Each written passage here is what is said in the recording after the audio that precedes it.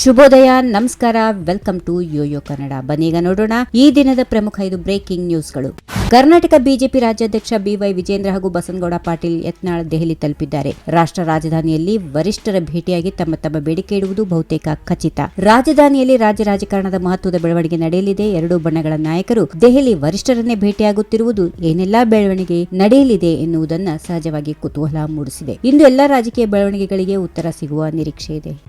ಬಳ್ಳಾರಿಯನ್ನ ಸುವರ್ಣ ಬಳ್ಳಾರಿಯಾಗಿ ರೂಪಿಸುವುದು ನನ್ನ ಕನಸು. ಇದನ್ನ ನನಸು ಮಾಡುವ ಮೊದಲ ಹೆಜ್ಜೆಯಾಗಿದೆ ದುರ್ಗಮ್ಮ ದೇವಸ್ಥಾನದ ಅಂಡರ್ ಪಾಸ್ ರಸ್ತೆ ಉದ್ಘಾಟನೆ ಎಂದು ಶಾಸಕ ಭರತ್ ರೆಡ್ಡಿ ಹೇಳಿದ್ದಾರೆ. ಬಳ್ಳಾರಿಯ ಪ್ರತಿ ರಸ್ತೆ ದೊಡ್ಡ ಮಟ್ಟದಲ್ಲಿ ಅಗಲೀಕರಣ ಮಾಡಿ ಅಭಿವೃದ್ಧಿ ಮಾಡುತ್ತೇವೆ. ಕ್ಷೇತ್ರಕ್ಕೆ ಬೇಕಾದ ಅನುದಾನ ಸಿಎಂ ಸಿದ್ದರಾಮಯ್ಯ ಮತ್ತು ಡಿಸಿಎಂ ಡಿಕೆ ಶಿವಕುಮಾರ್ ನೀಡಿದ್ದಾರೆ. ಹೀಗಾಗಿ ಬಳ್ಳಾರಿಯನ್ನ ಸುವರ್ಣ ಬಳ್ಳಾರಿ ಮಾಡುತ್ತೇನೆ ಎಂದು ಅವರು ಹೇಳಿದರು.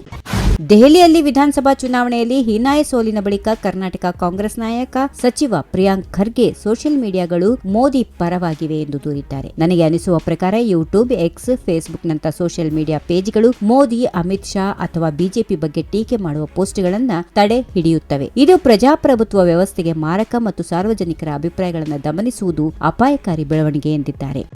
ಬಿಜೆಪಿ ಪಕ್ಷದಲ್ಲಿ ಅಧ್ಯಕ್ಷರ ವಿಚಾರವಾಗಿ ವೈಮನಸ್ಸು ಮೂಡಿದ್ದು, ಈ ವಿಚಾರವಾಗಿ ಶಾಸಕ ಬಸನಗೌಡ ಪಾಟೀಲ್ ಅವರು ಮಹತ್ವದ ಮಾಹಿತಿ ಹಂಚಿಕೊಂಡಿದ್ದಾರೆ. ಬಿಜೆಪಿ ರಾಜ್ಯಾಧ್ಯಕ್ಷ ಸ್ಥಾನ ಮಾತ್ರವಲ್ಲ, ರಾಜ್ಯದ ಮುಖ್ಯಮಂತ್ರಿ ಆಗುವ ಎಲ್ಲಾ ಅರ್ಹತೆ ನನಗೆ ಇದೆ ಎಂದು ಯತ್ನಾಳ್ ಮತ್ತೊಂದು ಹೊಸ ಬಾಂಬ್ ಸಿಡಿಸಿದ್ದಾರೆ. ಈ ಮೂಲಕ ಮುಂದಿನ ದಿನಗಳಲ್ಲಿ ಸಿಎಂ ಆಗುವ ಹಂಬಲವನ್ನ ಬಸವರಾಜ ಯತ್ನಾಳ್ ಅವರು ವ್ಯಕ್ತಪಡಿಸಿದ್ದಾರೆ.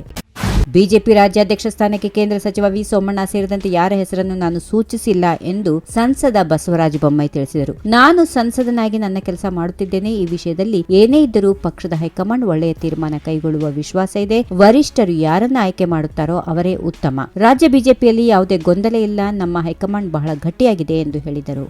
ಈ ವಿಡಿಯೋ ನಿಮಗೆ ಇಷ್ಟವಾದಲ್ಲಿ ಲೈಕ್ ಮಾಡಿ, ಶೇರ್ ಮಾಡಿ, ಸಬ್ಸ್ಕ್ರೈಬ್ ಮಾಡಿ.